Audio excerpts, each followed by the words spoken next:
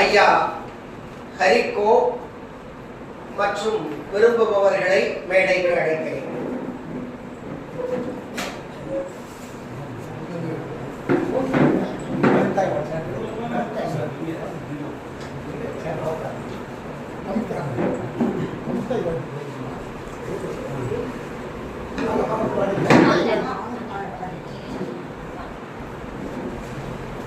நீராறும் கடலுடுத்த நிலமடந்தை பெரியோழும் சீராறும் திகழ்வரத கண்டமில் தெக்கடமும் அதிசிறந்த திராவிடமல் திருநாடும் தக்க சிறு பிறை முதலும் தரித்தனரும் திலகமுமே திலக வாசனை போல் அனைத்துலகும் இன்பமுற எத்திசையும் புகழ்மணக்க இருந்த பெரும் தமிழனங்கே தமிழனங்கே உன் சீரிழமை திறமியந்து செயல் மறந்து வாழ்த்துதுமே வாழ்த்துதுமே வாழ்த்துதுமே.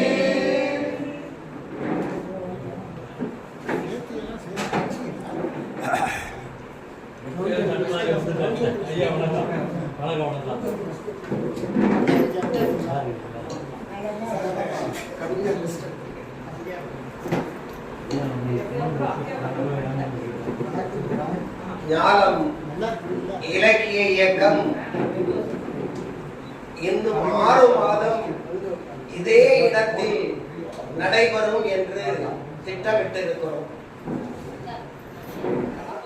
நம்முடைய புதுக்கல் அரங்கத்தில்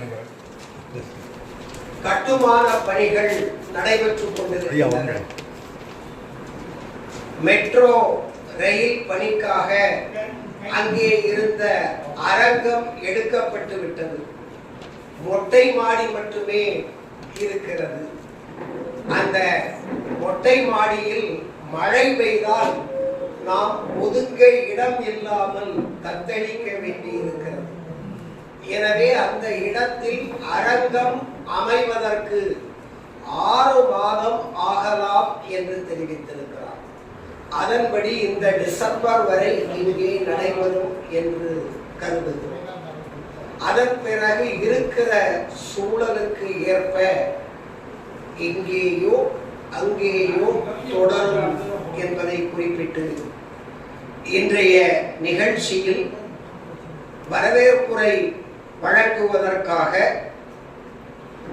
ஞானம் இலக்கிய இயக்கத்தின் மூத்த உறுப்பினர், நன்மங்கலம் அரசு உயர்நிலைப் பள்ளியில் தமிழ் ஆசிரியராக பல்லாண்டுகள் தொடர்ந்து பணியாற்றி வருபவர், வில்லிசை சொல்லிசை என்று அனைத்திலும் ஈடுபாடு கொண்டவர், தமிழ் ஆசிரியர்களில் டாக்டர் பட்டம் பெற்ற சிறப்புக்கு உரியவர். அப்படிப்பட்ட டாக்டர் கா மணிமேகலை அவர்களை நிகழ்ச்சிக்கு வரவேற்புரை வழங்க வருமாறு அன்புடன் அழைக்கிறேன். வாருங்கள்.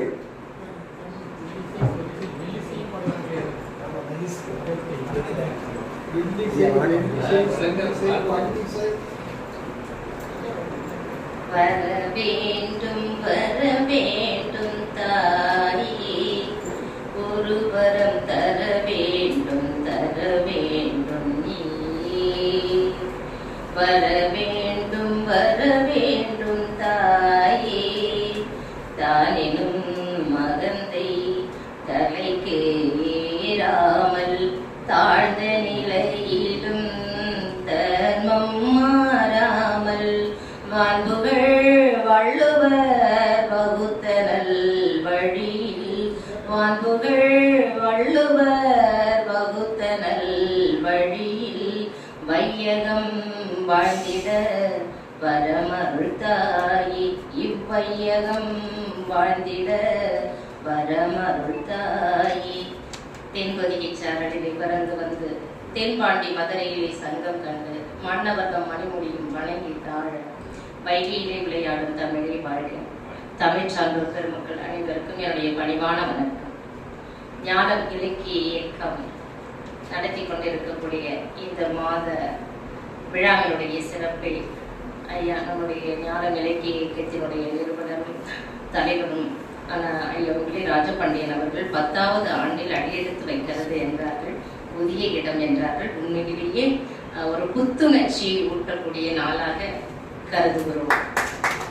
இந்த நாளில் வரவேற்புரை வழங்குவதற்காக எனக்கு வாய்ப்பு கொடுத்தமைக்கு முதலில் நான் வணக்கத்தையும் நன்றியையும் தெரிவித்துக் கொள்கின்றேன்.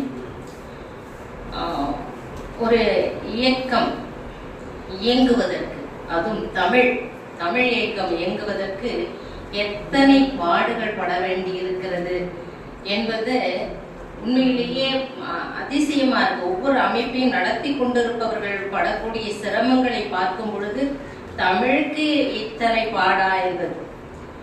தமிழ் அழகனார் ஒரு பாடலை ஸ்லேடையில் எழுதியிருப்பார்.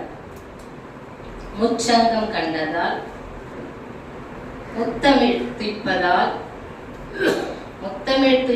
முச்சங்கம் கண்டதால் மெத்த அணிகளன் மேவலால் நித்தம் அணை கிடந்தே சங்கத்தவர் காக்க ஆடிக்கு இணை கிடந்ததே தமிழ் ஈண்டு அப்படின்னு. அதாவது கடலுக்கு இணையான தமிழுக்கு இந்த சோதனையா என்பது போல சில நேரங்களில் மனம் வேதனைப்பட்டாலும் எத்தனை சிக்கல் வந்தாலும் மிகச்சிறப்பாக இந்த நிகழ்வினை நடத்துவதற்கு நாங்கள் இருக்கிறோம் என்று சங்ககால மன்னர்களைப் போல நம்மிடையே நிறைய வள்ளல்கள் இருக்கிறார்கள். அந்த வள்ளல்களின் உதவியோடு இந்த நிகழ்வு தொடர்ந்து நடைபெற்றுக் கொண்டிருக்கிறது. அந்த வள்ளல்கள் அனைவருக்கும் இந்த நேரத்தில் நான் வணக்கத்தையும் நன்றியையும் தெரிவித்துக் கொண்டு, அந்த அழகான ஒரு வாய்ப்பினை நல்கி இதுவரைக்கும் நமக்கு இடமளித்து எல்லா உதவியும் செய்து கொண்டிருந்த புதுமை கவிஞர் ஐயா பி. புதுக்கன் அவர்கள் முன்னிலை வகிப்பதாக இருந்தார்கள். அவர் வர இருக்கிறார். அவர்களையும் வருக வருக என வரவேற்கின்றேன். அடுத்ததும் தமிழ் தொண்டர் ஆவே செல்லப்பரெட்டி அவர்கள் 20-25 வருடங்களாக நான் அவர்களை பார்த்து கொண்டிருக்கிறேன். இந்த தமிழ் தான் அவர்களை வாழ வைத்துக் கொண்டிருக்கிறது. அவர்தான் இந்த தமிழை வாழ வைத்துக் கொண்டிருக்கின்றார். அதனால் அவர்களுடைய அந்த வருகை என்பது நம்மை பூரிப்படைய செய்கிறது. ஐயா அவர்களையும் வருக வருக என வரவேற்கின்றேன்.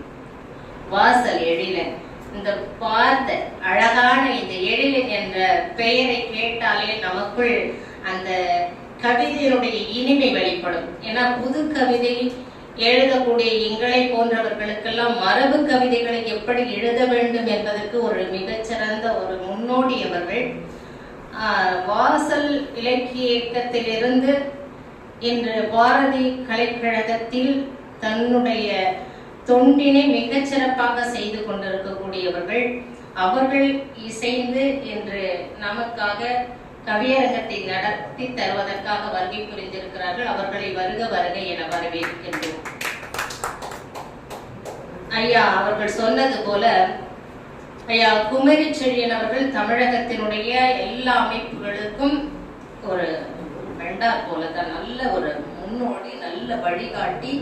அவங்க வாயை திறந்தா மடை திறந்த வெள்ளம் போல அவ்வளவு செய்திகளை உள்ளடக்கி இருக்கக்கூடியவர். அவருக்கு இணையாக என்று பார்க்கக்கூடிய ஒரு நபர் என்றால் நான் திருப்பை பாபு ஐயா அவர்களை நான் பார்க்கிறேன். ஏன்னா அவங்களையும் நான் 25 வருடங்களாக பார்த்து கொண்டிருக்கிறேன்.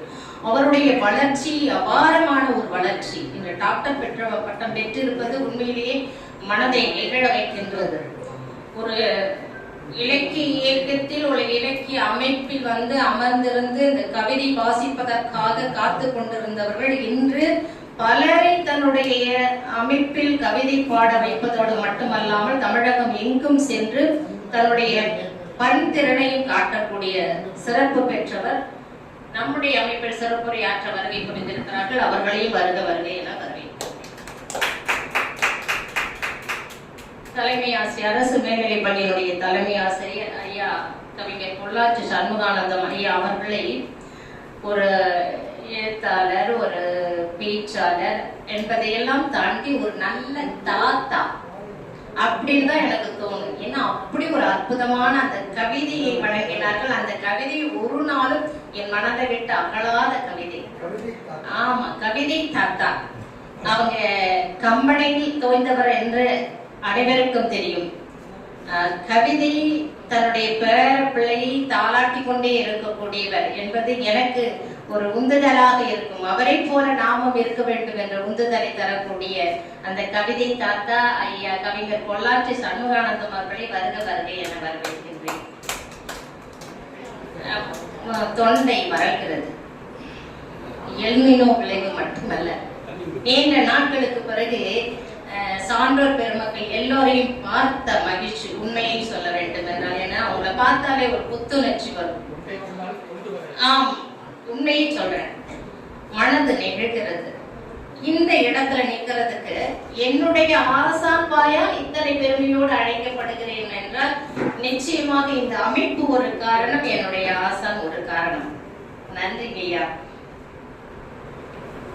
அத்தனை பெருமைக்கு உரிய இந்த அமைப்போடு பயணித்துக் கொண்டிருக்கக்கூடிய என்னுடைய அம்மா ராதா அவர்கள், எத்தனை பிரச்சனை வந்தாலும் பார்த்துக்கலாம் அப்படிங்கிற நிலையில இருக்கும் பொழுது நம்ம இடத்திலேயே நம்ம செய்யலாம் அப்படின்னு சொல்லி இந்த இடத்தை கொடுத்து இந்த இடத்தை இவ்வளவு சீராக அமைத்து தருவதற்கு அடம்பாடுபட்டு இருக்கிறார்கள். இந்த இடம் எவ்வாறு இருக்கிறது, ஒரு தெய்வீகமான இடமாக இருக்கும்.